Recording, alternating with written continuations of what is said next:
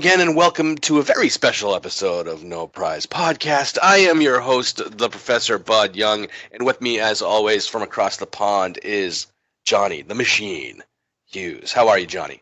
I am very well. It's my wedding anniversary. My wife and I are going out for some drinks and shenanigans later. So you have me prior to that point. So How long have you guys been married? We've been married 4 years, but been together 10. God bless her. Yeah, God bless her. How she puts up with me, I have no idea. Like, what? Buy her more books? Have you not got enough comic books already? And also with us today is he who has no nickname, Lucas. Hey, what's going on, guys? Man, I don't need to go out to get drinking, so I started. Been up here since 8 o'clock this morning, freaking doing my thing. Thanks to Patron, if y'all want to help us out. Yeah, what's going on, guys? It's going well. We have a very special guest today. We've kind of taken the dirt off of him, and we've invited him to join us. It is the 13th Crusader. Thanks, guys. How's it going? Going well. Thanks for having me on, man. It's been too long, 13. How you been? Doing all right, and congrats, Johnny. And it's the first time I get a chance to pod with Lucas and Professor. It's always a pleasure. I've had the honor of meeting the Professor in person and chat a lot about Marvel books and the sword. And Johnny, I've known for quite some time now, so I'm very, very excited to be here. So thank you. Is it true that the restraining order is still in place? Well, that's why I always put on a different set of armor. Let's say when 13 and I get together, we're going to sound like Lucas on this morning's podcast. And it has happened. It's a true story. I got in trouble for that one. Yeah. Oh, yeah. He just brought up one Marvel character, and that was the end. And then bring on the pitchers of beer. Yep. They ran out of pitchers, and we had to switch to bottles. Yeah. And you wonder why I'm not paying airfare over there. However. All right, so we're going to switch up the format a little bit today. We're going to dispense with the reviews this week. But we are going to talk a little bit about what's going on in Marvel. Specifically, we want to talk about War of the Realms. That's been started, about a month and a half ago. It's the kind of the swan song for Jason Aaron on his Thor run. So, of course, befittingly from Marvel, they decided to make a huge summer-long event book out of it. And so I don't, initial thoughts on the books, and I'm sure none of you have read the entire thing. Have you? I mean, besides me, yes. But I'm silly. I will be honest. Yes. And I will say that I have not read a single one. Yeah, so I've been into it. I've been reading it, and I've been trying to make sure I keep it in know about what's been going on. So, there have been some bad stuff, some stuff that wasn't needed. There's been some really good stuff. Like I like the way that they're trying to push it out and make sure that, hey, it's not just some little battle that's happening in New York City. It's happening all over the place. I mean, it's happening in Canada, it's happening in Asia, it's happening in water, it's happening all over the place. So I like that touch. Is this the series that ties in with Incursion from Valiant and also Doomsday Clock in DC, or? Might as well, right? I was going to say War of the Realms ships on time, so it doesn't fit with Doomsday Clock at all. Oh, I see. All right. But even though it does ship on time, there are still things that are going on in the satellite books that are kind of like, what the heck? Mm-hmm. I thought that person died in the last issue of the Real book. Yeah. It's been pretty all over the place. That's what happens when you bring other writers in to kind of flesh out storylines you don't really need to know about. But it's for me. Go ahead. But at least Taskmaster hasn't showed up like 4 to 5 times yet. This is true. We don't have the Wrecking Crew either, but we do have Jack-O-Lantern this week in the pages of Jack-O-Lantern was appearing in Captain America, right? He was in jail. Yes, he was. He was also in the pages of Venom this week in a big battle issue. So this, It's not even Halloween. That's tremendous. That's great news. It is. And, he goes 365 days a year wearing a rotting pumpkin on his head, so that's great. So my initial thoughts on War of the Realms, and I know that we're only kind of halfway done, but do you guys remember the storyline Casket of Ancient Winters back in the 80s? Walt Simonson wrote it, and that was when Malekith first appeared with Curse and all that. This storyline kind of seems to me to almost be the same thing, but like decompressed and like way too long and too many characters. I can definitely say that run with Walt Simonson. Okay, here's something I actually know about. Thank you. I knew I was going to bring you in somehow, 13. There we go. Curse is one of my favorite characters from that run, believe it or not, and he was formerly known as Algrim, if I remember properly. You are that whole Malekith story. The art was just it just had a way of drawing you in. That Walt Simonson era is gold, and it was just delving into like the realms of Asgard, Hell, their version of Hell, etc. So, yeah, I can kind of see what you're saying with the Jason Aaron run in later years. I've at first, when I was first getting exposed to that, I felt like I was watching a slightly different rerun of that era of time. But just my opinion. Yeah, so tremendous that's stuff. Yeah, so Simonson. Jason Aaron has been on Thor since 2012, which I guess that kind of runs him up against one of the longer running authors in recent memory, right? Mm-hmm. So I enjoyed that. Sorry, that's for me. Wow. You know what? I think they're just practicing. Yeah, I think they're practicing. They're driving around the block. You didn't tell them I'm here, right? So yeah, no, I think War of the Realms is going to be good to maybe get someone else on a fresh look on Thor. They're going to do something with Jane Foster. It looks like they're going to turn her into the new Valkyrie because they killed off Valkyrie in the last issue of War of the Realms, and it looks like they're killing off Odin again for like the 17th time. So, wow. Yeah. So what the thing that bugged me, right? So I was thinking about it the other day, and especially with this week when Johnny was complaining about all the Johnny, you weren't complaining about all the War of the Realms books. You were just simply complaining about the lack of good books this week. Thanks for coming into the bus. That was brilliant. Yeah, No, cool. you were just saying what we were all thinking. So all right, okay. Technically, he threw you under the fire truck. It just passed. Yeah.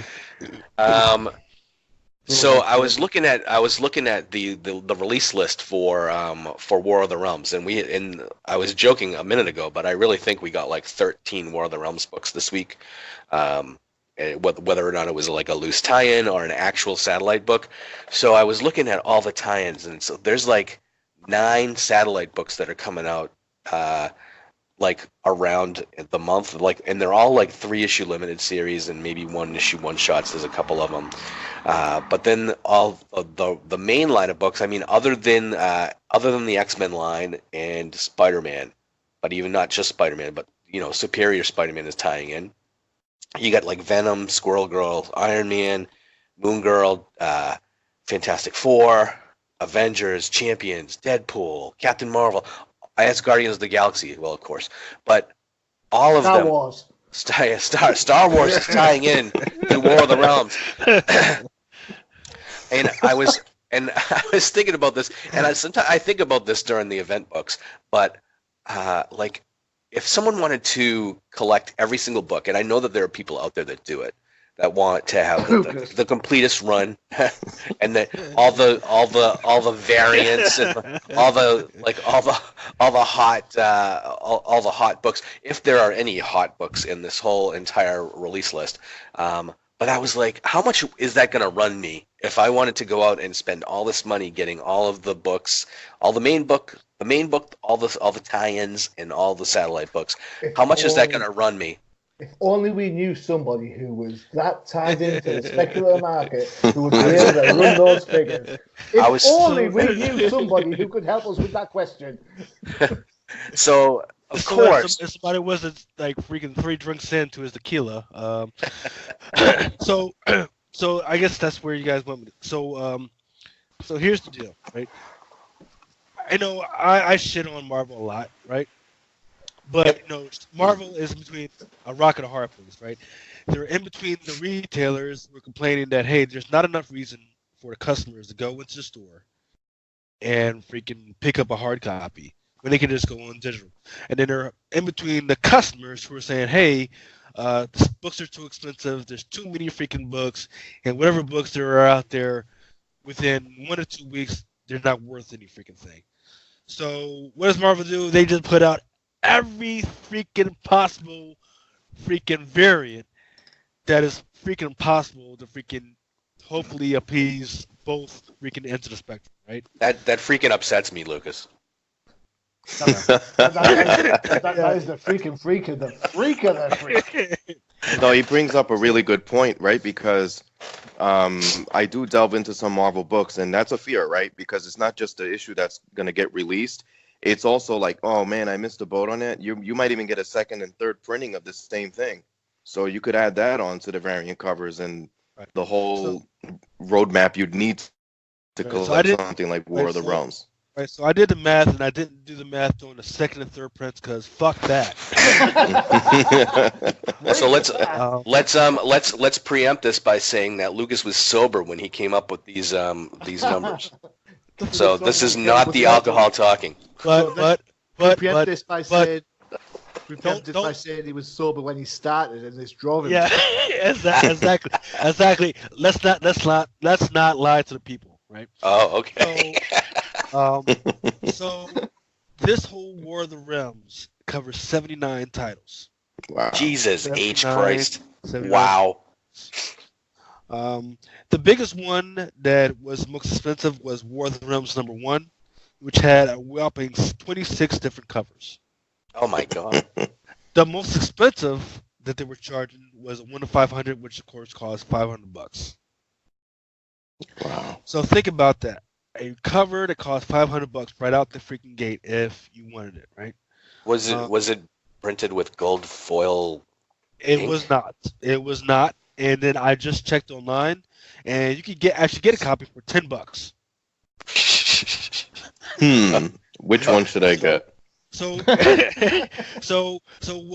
here's what happens, right? The big company, the local comic book shop, they just know that the customer wants them, so they just buy a whole bunch of copies, and then when a cover comes out, they don't know that copy is a 1 to 500. They just put it out. They just want to get it out of their comic book shop. So that's why you have all these 1 to 500, 1 to 200s that are worth, $10 to $20. But I was shocked, absolutely shocked, that there's a copy online on the secondhand market for $10 out there right now. So doing the math, if you just wanted a cover A, you just wanted a reader copy, just a regular copy, and you got every single title. That's from Asgardians of the Galaxy #6 all the way down to like War of the Realms, Omega #1, alphabetical. You're going to spend about $331. Woo. Right? Now, here's the deal. If you want every single cover for this War of the Realms, you're going to be looking at about $3,548. Jesus Christ. Right? Wow. Once again, that doesn't. Yeah, go ahead. Yeah, once again, that doesn't include second prints. That doesn't include any third prints or anything like that. Right? And that's without tax. With tax, that's going to be about $3,863. In U.S. currency. So how much would that be in pounds? That is a really good question, and I am not going to do the conversion.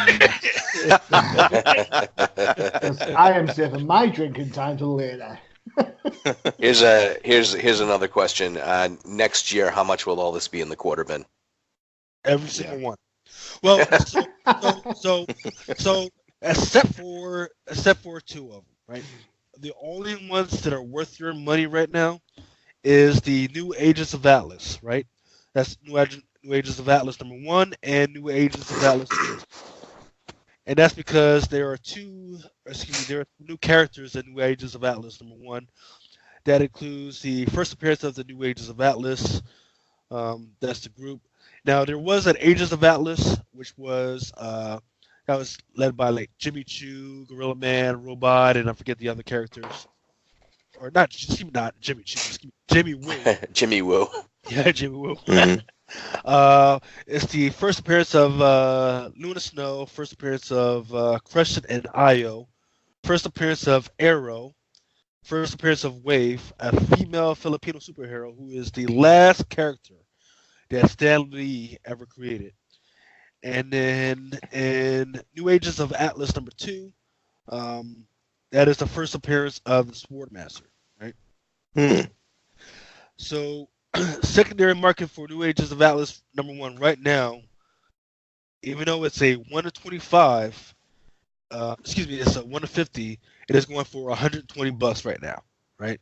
So you're looking at almost a 2 to 3 times your profit of what you already spent. New Ages of Atlas #2, that's into the $80 range, $80 to $100 range, so you're getting your money back. But think about that. If you got those two, that's $200 that you're getting, right? Out of the $3,800 other dollars that you would have to spend to get the other freaking covers. That's freaking ridiculous. So no matter what, you're in the hole no matter what. So unless you knew ahead of time, like I did, about the Ages of Atlas #1 and #2 and how that was going to go down. That's insane. That so and I've talked before, and I just kind of like get off this for a second. When I've talked before about where Marvel is going to be getting their next creations and their next and where's the money coming from next? Are they going to be creating heroes for the movies or for the video games? And this is the answer, right? I mean, Agents of Atlas has like 6 or 7 new characters that this is the first time they've appeared in print, but they're already characters in video games over in Japan. Yep. Mm-hmm. And that to me is that's the future, right? I mean, these characters are going to be coming from other media platforms, and that's I think having these books go for like $200 now, because they're featuring these first appearances. I think really it kind of shows where the fan bases are right now. Mm-hmm. Where they're looking for new characters, but these characters are coming from other places. You're not getting them in the comics first, and Mm-hmm. that's I think going forward is we're going to be seeing more of this. You're going to see characters making their first appearances in a Marvel versus Capcom game, and then showing up over here in print, and they're already going to have a fan following. Yeah. So that's I think it's the way of the future, and I'm sorry to say, actually. Yeah. Well, see, here's the thing, right? Over the last couple of years, the bitch and complaining was that, hey, the comic book industry is not diverse enough, right? And then there's a lot of pushback from people that actually buy the customers says, hey, yeah, you're pushing these characters on us, but they're not any freaking good. But the trend towards the entertainment industry has been to make sure that they pay attention to the Asian market, right? That's why you've got the Megalodon set in freaking Asia. You've got freaking the rich whatever Asian freaking rom-com in Asia. You've got Skyscraper with The Rock in Asia. Everybody's paying attention to it, and I think they're actually doing pretty good with it, right? So that's why even like this whole New Ages of Atlas, that's not going to just stay with the War of the Realms, right? They've got a new series. It's actually going to be written by Greg Pak, who I really like this guy. I really like what he's writing. And he's going to do a whole new Ages of Atlas comic book. I don't know when it's going to start, but it's supposed to be like 10 characters or something like that. NBC News broke it yesterday. Starts in August. Starts in August? Okay. Yep. Yeah, so that should be interesting. Like, I don't know. I mean, it's going to be full packed of like 10 characters of characters you never really heard of. But that's not even my bitch's complaint right now. So let me delve into one more thing about this whole into the numbers one thing, right? So I talked about the fact that it's going to cost you $3,800 to get every single freaking one, right? The only two that are worth anything is actually New Agents of Atlas #1 and New Agents of Atlas #2. That doesn't even include the store variants, right? Because every store can freaking throw up their thing and say there is a store variant. I forget who it was by. The artist is by Miko Swayan, who does absolutely beautiful art. Yep, agreed. Yep. She has a virgin cover out there that is already going for $200. Really? Yeah. So what that means is that you didn't even have to go through your LCSs to go through that. If you just paid attention to whatever store was putting this out, you would have made out. You would have been good. And that basically messes over all the Wednesday warriors who faithfully go to their LCSs to, hey, what do you got in there? Let me get everything you got, because there's some other guy out there. There's some other random freaking store out there who has a store variant that's making the money, and that's making everybody pissed off and mad right now. So, Comic Economics 101. yeah. Supply and demand. Yeah. That's crazy. The problem with variants has always been it's Field of Dreams in reverse. If you print them, someone's going to buy them, and people are always going to look for the next big comic, regardless of quality of writing or quality of art. To the idea is, I've got this, I can put my kids through college with that. Well, I know this is Marvel, but the one to put your kids through college is the Alexandria Ocasio whatever Suarez freaking variant, the AOC Wonder Woman variant. That thing is going for $2,000 right now. So it's AOC. Wow. She's dressed as Wonder Woman. DC put a cease and desist letter out, and I think they only printed maybe like 250 to 300, and it's already going for $2,000 right now. So yeah, missed that boat. Time to get another job. Yeah. Yep. Oh wow. So we get a team full of Asians. When's the team full of Hispanics or whatever coming?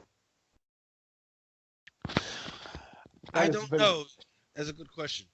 Freaking like I was talking to our boss, freaking Al Mega, and it was like, okay, with all the crap that's going down in Mexico, with all the stuff that's happening in Venezuela, you're telling me that you can't find any superheroes to kind of help people out over there? You got Miss America, right? I think that's what her name, right? America Perez. America, yeah, it's just America. You telling me that she's not interested in what's going on over there? And there's got to be some other guys out there. I gotta state that I gotta agree with what Johnny said earlier, that I think what's getting missed is the quality of the story, and when you try to put something out there that's deliberate and too planned, it will backfire at some point. So I think the only thing that will help it is that speculative side. It's a new character, it's a new this, so people hearing that will flock over to it because they're already conditioned that, oh wow, look at all these old Bronze Age and Silver Age characters, their first appearances are worth so much money, so I'm living now and I have a chance to jump on it right away while it's still somewhat affordable. And I think to John's point, which is 100% correct, it doesn't even matter anymore about the quality of the script or the art or what have you. So it's kind of I don't know how to put it. It's definitely different, and it can backfire. So here's where I just even though prior to this year, I would have absolutely agreed with you, except for the whole thing with Immortal Hulk right now. The script is absolutely great. Everybody's loving it, and as a result, this is actually the flip. Whereas it was covers driving the market, now it's a great script driving everybody to go crazy for all of those covers. I mean, shoot, I sold an Immortal Hulk #2 because of the script for $400 a couple of weeks ago. But wow. The counterpoint is, if the book's selling because of the script, why does it matter what covers on the book? Right. Why do you need all the covers if the book's selling just by the script? Yeah, I don't know. I mean, Immortal Hulk only usually has about 2 covers per, and the cover that I sold wasn't even that great, but people went crazy for it, and it's I think it's now like a 500 to 600 buck. It's a Immortal Hulk #2. I think it's like a Zafino variant or something like that. It's not even that great, but still, people are crazy for it right now. Wow. Geez, it sounds like I'm gonna have to draw a blank cover sketch and ask Lucas to help me sell it. Absolutely. Hey, It's not- as long as you put boobs and legs all over it, man, you'll be great. You got it. There's not that many low All boats right. fans out there. All right, so we're gonna let's get away from the comics currently this week, and we're gonna do a very fun finish up here, and we're gonna do a little bit of Marvel Jeopardy. Yeah. So We're gonna test our knowledge. yeah. So back in the day, 13th Crusader was on the Capes podcast years ago, and then jumped out to TDC, where he put together this Jeopardy. It follows normal Jeopardy rules. There are 3 categories, scoring between 1 to 5. You're in control of the board. You get a question. You get an answer. You've got to tell me the question, and there's a bonus point at the end as well. There you go. You get the value of the points plus 3 points for getting the bonus. Seems fair. Seems equal. Yeah. Seems fair. That sounds. I think I've got about it right. At the end, there is a kick-ass question which we're going to go through. Okay.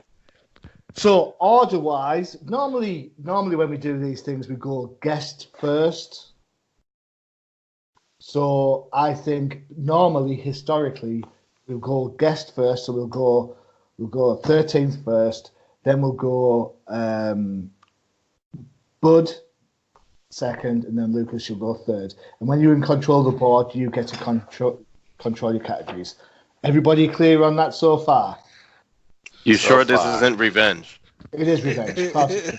And listen, here are your topics. Are you ready? We are ready. Go. All right. You've got marvelous pets. You've got the loves of Peter Parker. Mm-hmm. And another collection randomly organized, not your Marvel, or acronym for short. What's the third category? Not your Marvel? Listen, another collection randomly organized, not your Marvel, or acronym for short. Oh, hey, that's pretty clever. I know. It took me ages. Oh, God. All right, okay. So the rules are you get 7 seconds to answer. No Googling. All right, hands off Right, the Google finish. machines, people. All right. Man, all of a sudden, what Lucas was saying was spending $3,800 sounds a hell of a lot better than what I'm probably going to go through. So the topics are marvelous pets, the loves of Peter Parker, and another collection randomly organized, not your Marvel, or acronym. 13. Where do you want to go first? The loves of Peter Parker. For what number would you like, sir? Let's go with number 5. You want to go with number 5? Yeah. Oh, playing hardcore. Okay. Wait, so in this category, 13 has to say the answer before you ask the question. No, you've got to say I give him the answer. He has to tell me what the question is. So, for example, That's too easy. I could turn around and say, I'll give you an example question. He is the original Spider-Man. And the answer is, who is Peter Parker? Got it? Got it. Jeopardy. Just like Jeopardy. Sweet. Got it? Okay, for the love of Peter Parker, number 5. With this girl, Peter caught that old intangible love bug. The intangible love bug. Who is Deborah Whitman? Bud. The intangible love bug. Who is Silk? Ooh, good guess. Lucas. Who is Gwen Stacy? It's a good thing it's a 5-pointer. The answer to this question is Kitty Pryde. Mm. In Ultimate Spider-Man Annual Number 1, Oh, we're Kitty okay. and Peter Parker have a little thing going on. Sorry, guys. That's how hard this is. Oh, Okay. That's what she said. 13, you're back. You're still in control. Let's go with the love of Peter Parker for 1. Pussy move. All right. She used to hate Spider-Man, fancied Doc Ock. This gold Noddy has survived near miss after near miss until someone else missed. Who is Aunt May? Yes, Aunt May. Well done. Oh. First appearance, please. Aunt May? Yes. That Amazing Spider-Man number 1? It was Amazing Fantasy number 15. There you go. I wasn't sure, to be honest. Wow. Well, there you go. Okay, so that's done. Where next? 13. We'll go for Peter Parker 2. Face it, Tiger. You just hit the jackpot. Who is Mary Jane Watson? Well done. First appearance of MJ, please. And that's a loaded question. Because are we going with the voice mention, the shadow mention, or the actual... I'm going with the first appearance of Mary Jane, please. Don't get sarky with Son me. of- I will take some points off you. I am that hash. What is Amazing Spider-Man number 42? Crap. First appearance was number 25, hidden by That's the a voice bars. mention. Doesn't matter. You look it up. That's the first appearance. First full appearance was Amazing Spider-Man 43. So you were even wrong then. Yeah, so you're Yeah. wrong twice. Off by 1. Right. Mm. Next question, please. We'll go for Peter Parker 3. No, Biff Rifkin. You get your goddamn hands off of her. Who is Liz Allen? Bud. Biff Rifkin. Wow. Who is Deborah Whitman? Deborah Whitman! Yes! Woohoo! Oh, God. I stole one from 13. Loves me some Deborah Whitman. Deborah All Whitman's right. first appearance, please, Bud. Oh my God. Peter Parker, the Spectacular Spider-Man, number 36. Not even close, right? Not even the right book. Not even. Isn't Spider-Man 194? Wow, really? That early? Straight up. Wow. Bud, you're in control. I'm gonna go for acronym for 1. Acronym for what? Oh my good God. The most annoying. Right. The most. So what I want from you is to tell me what the acronym is. Simple as. The most annoying addition to the Fantastic Four. Herbie. Holy cow. Wow. Jesus. Lucas is like, I'm glad I didn't get that one.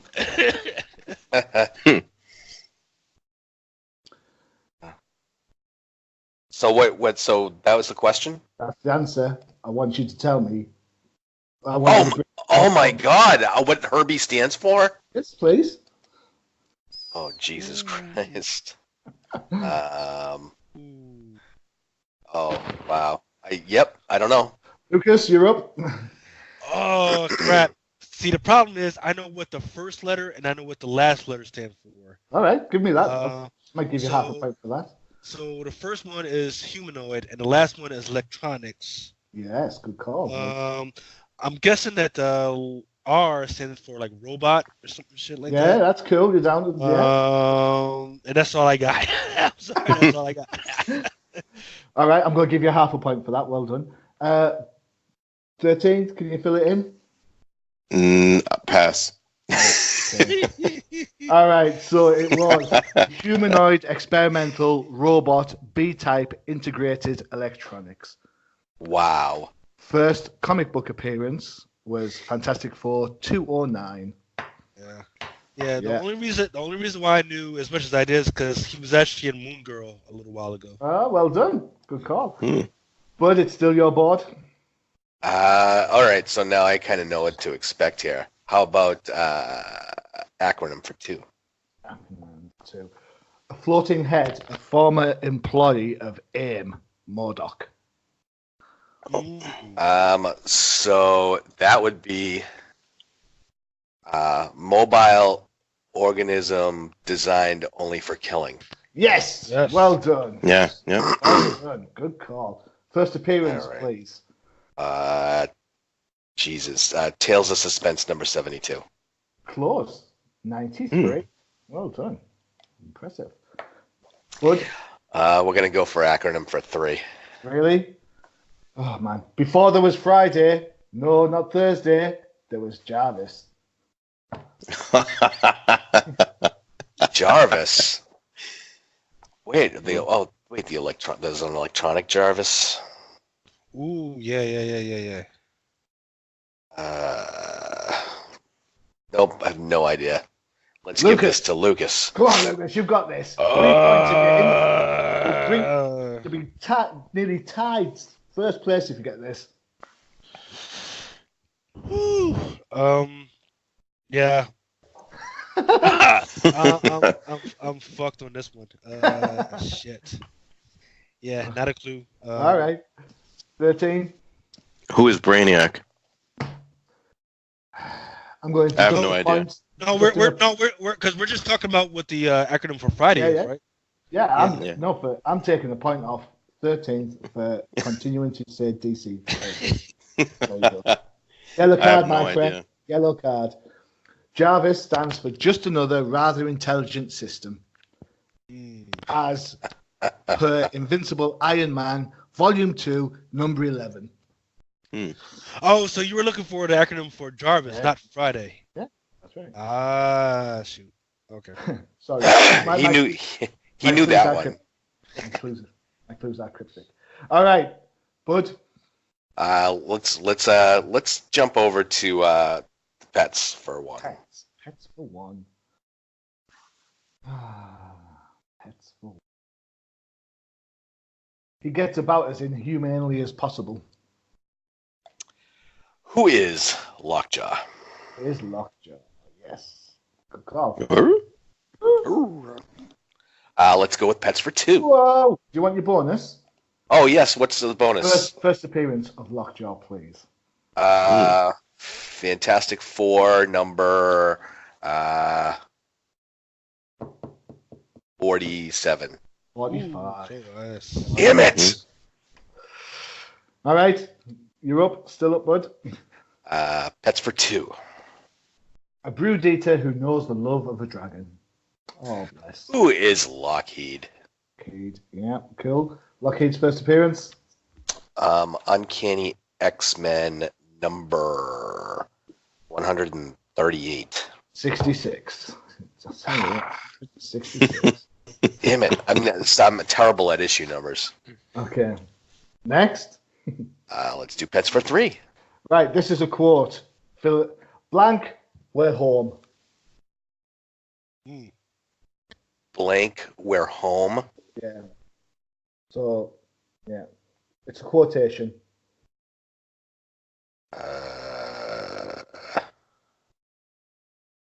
This should have been the 5-pointer, I guess, but never mind. Devil Dinosaur, we're home. No. I don't know. I don't know. That's pretty hard. All right, okay. Lucas, think Star Wars and you've got this sorted. Blank, we're home. Chewie, we're home. Yes, Chewie, we're home. Yes, well done. Oh, wait a second. That's not even fair. Woo! Right, Lucas, here you go. First appearance of Chewie the cat stroke Flurkin. Please. So I only know this because I was looking this up during the Miss Marvel movie, and that is giant size Miss Marvel number 1. It most certainly is, my friend. Well done. 6 points. Nice. For you. Well done. That is a $120 book in some spots. 90. Are you kidding me? For Right. first appearance for a cat? Mm-hmm. Well, it's between Chewie and then Goose. I'm still trying to get a copy of Goose as well right now. So, yeah. As an extra bonus point, shout out your name if you want to take a guess at the first appearance of Chewbacca from Who the Cat is Named. Star Wars number 1. Wrong. Right? Is it the Star Wars Treasury Edition number 1? Good. Really? Yeah. Yeah, if it's not Star Wars number 1, I don't know what it is. Maybe Star Wars number 2, do you think? Oh. Swear to God. In the shoes you call you the professor? That's dirty pool. That is dirty pool. Horrible. Oh my God. All right, Lucas, you're in charge. It's your call. You have got pets 4 and 5. You've got, I think you've got loves 3 and 4, and acronyms 4 and 5 as well. Yeah, let's go with pets for 4. Pets for 4. Okay, this unstoppable Wolverine may not be the best at what he does, though they may write songs of his legend. What in the heck? This unstoppable Wolverine may not be the best at what he does, though they may write songs of his legend. Badger. That's the bad guy, man. 13. Who is Sabretooth? Bud? I don't know his name, but it's the Wolverine pet of X-23. It most certainly is. It's Jonathan the Unstoppable. Well done. Yes. First appearance was all new Wolverine number 7.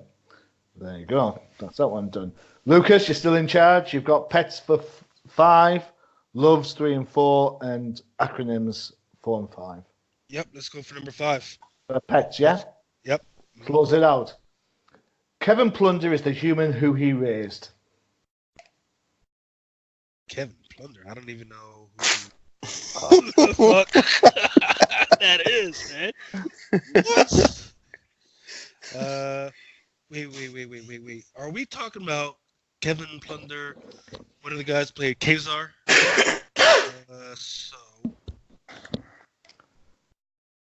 Man, it can't be. What's the name of that fucking? What's his name? It's not Old Lace. Nope. Shit. It's not that one. 13. 13, you're up. Who is Sabu? Who is Zabu? Correct. Well done. Whew. I hear my hair falling out right now. All right. Zabu's first appearance, please. 13. This is tough. That's why it's worth 5 points, for Christ's sake. You know, I'm not going to make it easy. Not everyone's Is it Uncanny X-Men number 10? Oh, yes! I knew it! Yes! I'm going to give you it, although, to be fair, the book was called X-Men back then. Way back in 1965. You know what threw me off? Because if I'm not mistaken, isn't that like the Silver Age appearance of Kazar? Uh-huh. Or did he appear before that? I don't believe he did. Okay. Well, I own the book, so I know I had Kazar on the cover. You own the book? Yes, I do own number 10, yes. I also own a copy of that book. Look at this royalty. To be fair, not knowing Star Wars 2 came after Star Wars 1 does sort of limit my respect level there, Professor. See, I was not up. I didn't remember how crafty you were in these stupid questions. Listen, the questions will get a point deducted. All right. So, 13, you've got, I think you've got loves for, you've got loves for number 4's left, sorry. Mm-hmm. You've had the Deborah one, and acronyms 4 and 5. I'll do Peter Parker to wrap it up. This blonde loved sharing chili dogs on the rooftop after bad guys followed their starter during their supper date. I dare you to say Gwen Stacy. I dare you. No. It's going to be wrong. Who is Felicia Hardy? You're right, it is wrong. But?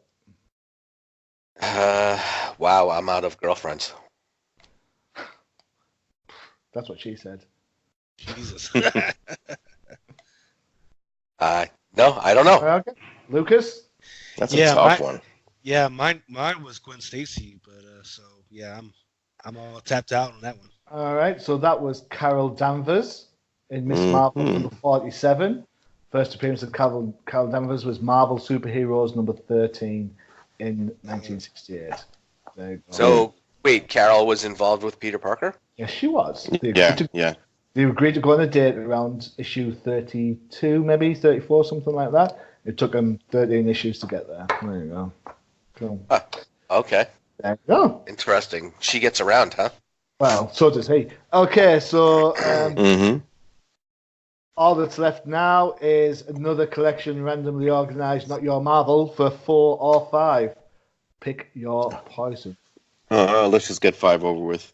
Really? Mm-hmm. The original Shield. Supreme Headquarters, Intelligence, Espionage, Logistics Division. Wrong. Damn it. Good. Well, it is Supreme Headquarters. Supreme Headquarters, International Espionage. Shit, man. Supreme Headquarters, International Espionage. I don't know. Okay, Lucas. So the only reason why I know this is because I had an argument. Oh, there was 2 guys that were having an argument about this on yesterday. It was either yesterday or Thursday, and I had to look it up. So it was Supreme Headquarters for International Espionage and Law Enforcement Division. God damn it! Changed. Correct. Yeah. Now apparently, I think it was just maybe 5 or maybe 8 years ago. That's when it was changed to the Strategic Hazard Information Espionage Logistics Directorate. All right. Okay. Yeah. So. Fucking Bendis. Oh my God. This is a late night version of the No Prize podcast, guys. All right. Okay. So, Lucas, for an extra 3 points and the lead, first appearance of S.H.I.E.L.D. So I'm on. This is one of my keys that I'm hunting for. He knows this. Yeah, because this is on my key list. It is Strange Tales number 135. It most certainly is, my friend. Well done. Yeah, Excellent. yeah. That's that's 150 to 160 book 9.8. If you're looking at, sometimes it's $200,000. All right, don't milk it. The Jim Steranko cover. He's like there. He's like, it's got 4 colors. It's got 22 pages. Yeah, posters, cupcakes. All right, okay. Leaves number 4. You ready? Not Thor's. This is for Lucas. Not Thor's, but it certainly is a hammer. Wow. So there's so many animals associated with them. So I don't know. So Thorgy? No, this Are is we for talking about hammer. pets? Remember? No, this is acronyms. Oh, Not Thor's, but it certainly is a hammer. Oh, so we're talking about the Iron Stark joint. Yeah, I have no idea what that whole thing stands for. Yeah. Okay. Oh God, my brain is just splitting. I used to know this. I'm gonna pass. I'm not even gonna attempt. Okay, Bud.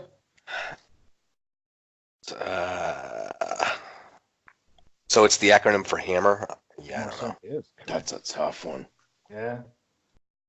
Oldie but goodie. It doesn't mean a damn thing. Not a single thing at all. Really? Yeah. Yeah, not a thing. First appearance in Secret Invasion number 8. Wow. Oh, sorry, I was awful. Right, scores on the doors 8, 9, 10. 13, you're on 10. Well done. Professor, you're on 5, and that's 8. Lucas, 6, 11. 11 plus 3 is 14 and a half. Well done. Wow. 14 and a half. That's surprising me. That's surprising for a drunk who doesn't know shit about Marvel. Shield saved your ass there. Right, so it's all to play for. It's all to play for. All right, get your Twitters open, please. Okay. Twitter. And I would like Oh, it's the your bonus. killer question, which is worth 13. It's worth 7 points, isn't it? This one. Yes. Yep. So, Bud, if you get this, you will win. All right. All right. By half a point. You will redeem yourself from Star Wars Bloody 2. Star Wars number 2. All right. Kill me now. So what I want you to do is to DM me on Twitter. Do not shout it out. Do not Google. I am the first person to shout, Avengers, assemble!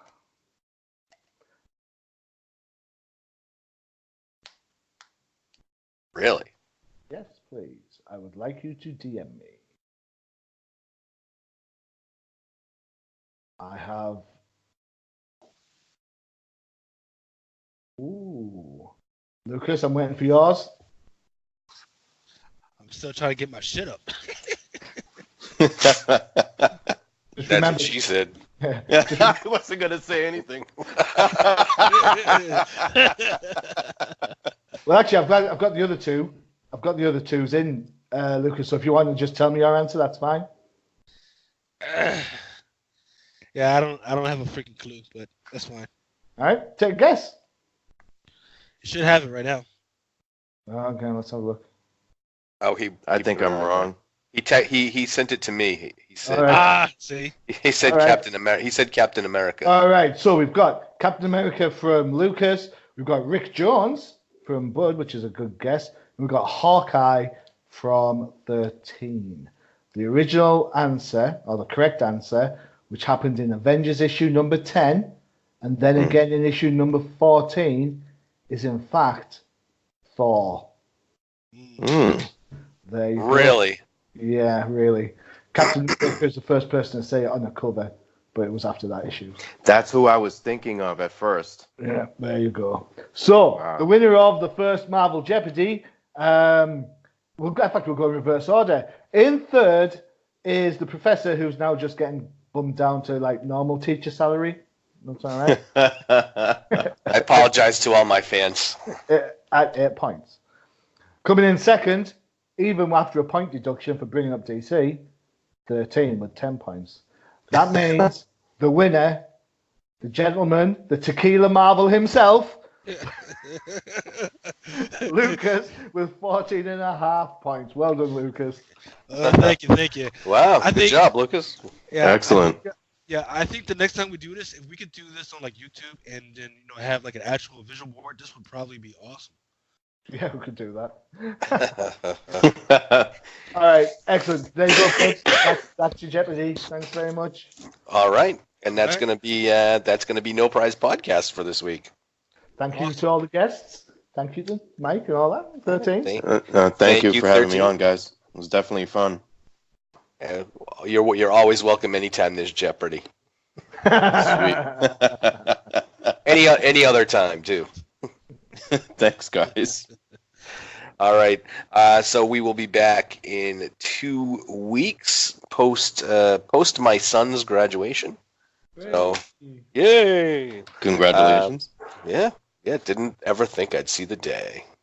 So, all right. So we will see you in a couple of weeks. Hopefully there will be a better crop of books, and we will see you then.